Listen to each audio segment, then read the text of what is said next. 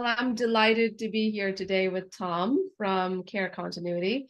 I'm very excited to learn more about your role, the work you're doing in Care Continuity, the solution you bring, and just what's ahead for you all. But let's start with a little bit of introductions. Tell us a little bit about your role Sure. and how long you've been there and so on. Yeah, thanks for having me. So I am currently the Chief Growth Officer for Care Continuity, so responsible for all sales and marketing activities. Um, we're a smaller firm, so that means you also have a lot of other things that you're Yeah, exposed to in terms of product design and messaging and things like that. So it's a lot of fun to be a part of the team that's really collaborative and we get our hands into a lot of different things. So, that's always the fun part of being part of a growing company. Um, yes. we always like to start these conversations with the why. Mhm. I've gotten to know Care Continuity a little bit over the last couple of years, but want to hear from your words. What are the core problems you're looking to solve, and why are they important?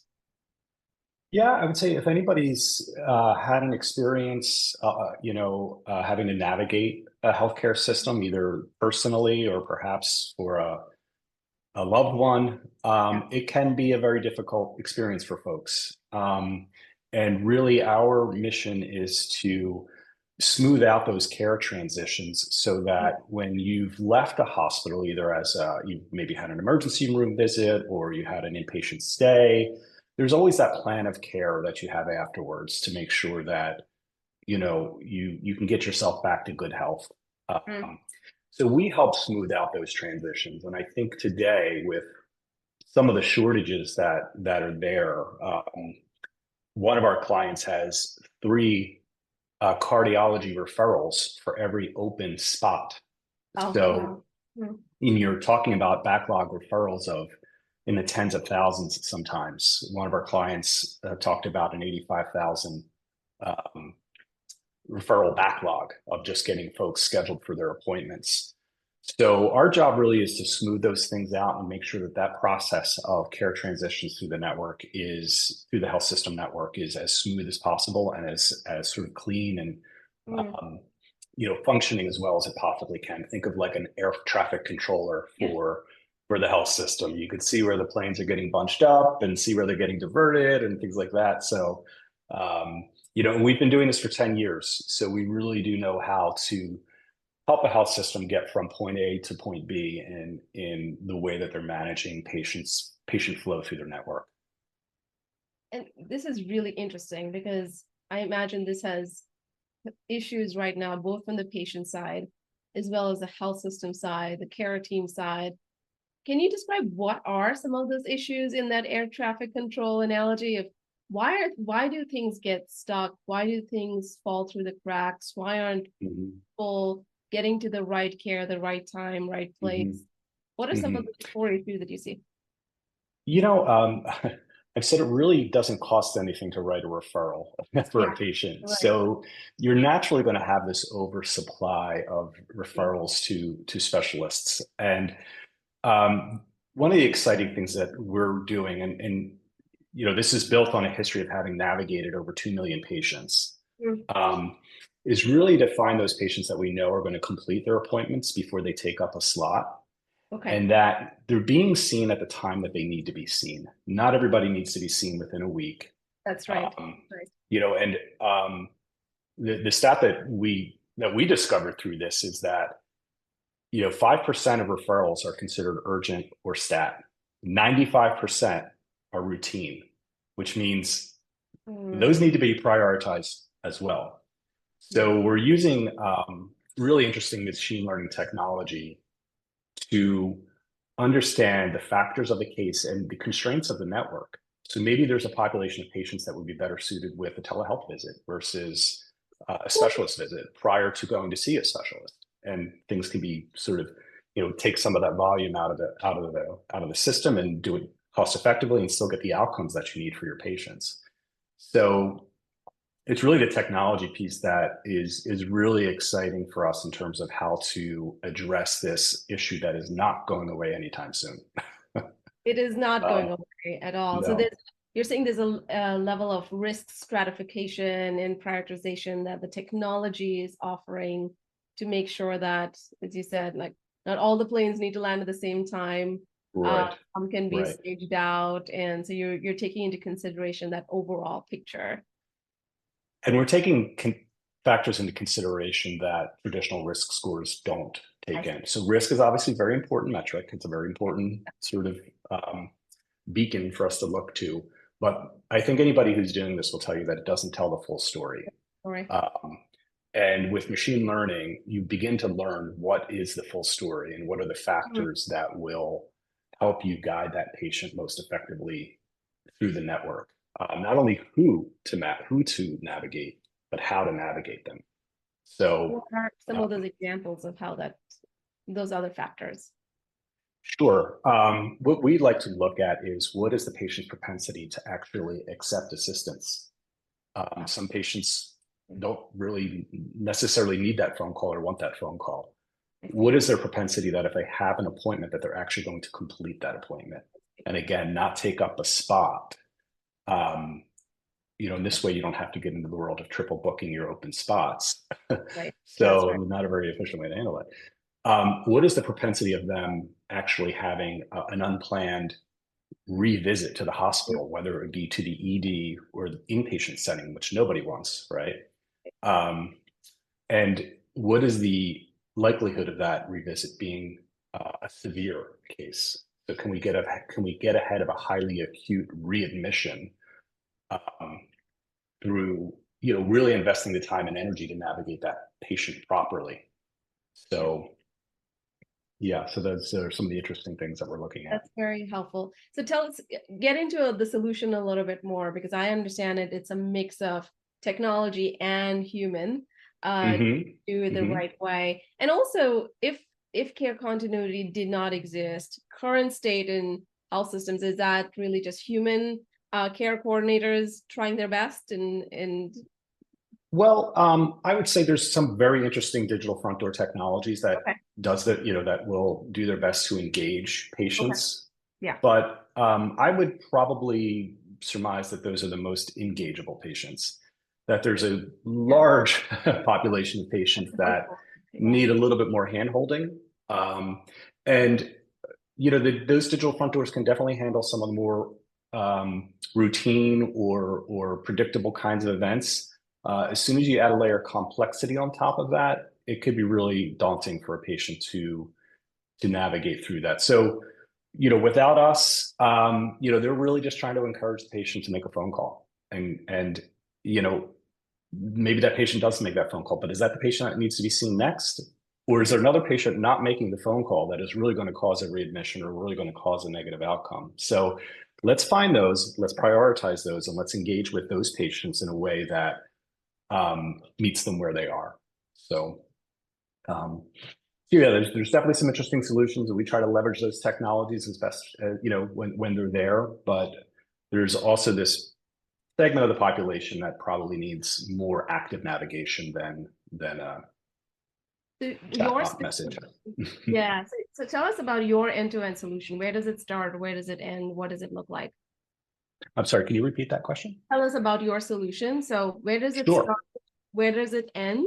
And what is that Yeah. experience for the care team and for the patient as they're interacting with care continuity? Yeah.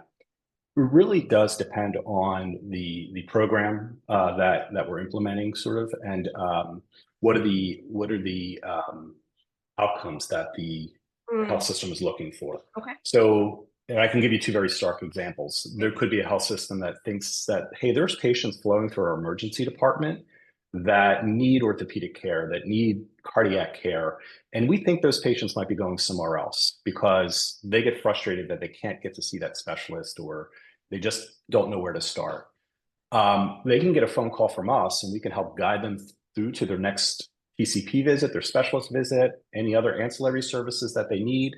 And they stay within that hospital network. So if it comes a time 90 days later, 120 days later, that they need to get that EP procedure or they need to get that knee looked at, they're coming back to the hospital to do that. So that's pure, hey, we want to grow our business, grow our service lines, make sure we're seeing the right patients. Okay. Another use case might be we've got a readmissions problem Mm. and we're about to be penalized. So we know that that's happening because our patients are not able to follow the plan of care that we've asked them to follow after they've been discharged. So, and they may not have, um, you know, the number of staff in-house from a care management perspective to truly guide those patients. So it's really the difference between non-clinical sort of navigation that we can provide and clinical navigation that the care team could provide. So let's have them operate at the top of their license and really deal with those clinical issues. We'll stay on hold with the office trying to get an employment or trying to get that authorization or trying to get that transportation or things like that. So really coming at it from both sides to make sure that there's no either logistical or clinical impediments to the patient following their prescribed plan of care. And And we've that's we've seen some really good results with that as well. What's Yeah, and that's that? really, really important what you said of the additional services that often come in the way of getting the right care at the right time, right place, whether that's transitioning out of a acute Yeah. setting, or that's, getting to your next appointment and so on. And when you have a platform when you're navigating those patients that you can document those events, what you Mm, can do, and this is where the air traffic control comes in, is you really get a good bird's eye view in terms of where patients are getting stuck or where they're leaking out of the network. So I've got a median time to appointment at this cardiology office of 65 days. Patients are probably going to go seek care elsewhere. What can we do to fix that? What's happening there that we can, maybe we need to hire another cardiologist, or maybe we need to sort of work with them to understand what's going on with their scheduling. Are they seeing the right types of patients? mm. So the data that we're able to provide from a really high level view of how the network is operating has been pretty useful in helping hospitals sort of recalibrate when necessary. Yeah, in what when you're saying that, I think you're also solving a problem of access, because when you think about the problem of access, so many times it's a supply demand Mhm. matching issue at a system level, right? Not just at a clinic level or an individual physician level. It's looking at all the supply that a system has, whether that's Mhm. assets, inventory of appointments, type of appointment, and then matching that to the demand that's coming in, finding the right place and the right time for that demand, as well. As you said, not every patient needs to be seen stat or the next day. Right. So how do Right. you organize that demand that's coming in based on the supply configuration of the system? So you're Mhm. solving, in addition to navigation, you're also addressing some of those access issues that many health systems deal with. Yes, for sure. And there's so much innovation going on out there in terms of how to deliver care. Yeah. And what I what I believe we allow hospitals to do, I've seen it in action, is put some of those innovative programs in place once they've recognized really where the dire need is, and how do we again navigate those patients towards those options to see if we can really address their issues in that venue versus a more expensive or a longer tail kind of intervention. So it really allows health systems to innovate in certain areas once they see the data and once they see where the opportunities are. That's right. Seeing the issue, understanding the data is a big first step to be able to Yes. solve. To be able to Yeah. solve. And it's always interesting to me because notice we haven't talked about well, we have kind of talked about navigating a patient, and it's super important to navigate that patient. And just like it's super important to get those passengers on the plane, but it's also super important to know where that plane is going and to make sure they gets there on time. And, again, Has enough there's no fuel. issues. Yeah. Yeah, no circling the airplane and their bags get there and all that fun stuff. So it's not only about the patients, which it is. We're doing great work with the patients. I love to hear the comments that we get back from folks that are so appreciative of the help, but it's also about the logistics behind all of that that we're able to affect and Yeah. see some really cool stuff happen. We always like to ask the question of ROI, metrics, KPI. Mm-hmm. You talked about two levers already. So the growth of service line lever and the reduced readmission lever. Can you share any specific results that you've seen? Because any new solution, any new technology, health systems have Yeah, only so much capacity to ingest, both right. financially and then from just a change standpoint. So, but Mhm. The ROI is compelling enough that sometimes is the reason to Yeah. move. So what have you So yeah, so I'll say this, actively navigating a patient requires a bit of investment, right? You've got a human to human interaction. So there's a cost there there's an investment there being made in the patient. You want to make sure that ideally, in addition to the patient satisfaction and the good behind all of that, that there are better outcomes that help you justify that investment. So, we've seen our clients see anywhere from 13 to 15% service line growth Okay. when we're navigating patients out of the ED. Quite frankly, these are typically the procedures that keep the lights on for hospitals, those, higher margin kinds of procedures. Um, so yeah, time and time again, we see some really good results from investing and actively navigating those patients.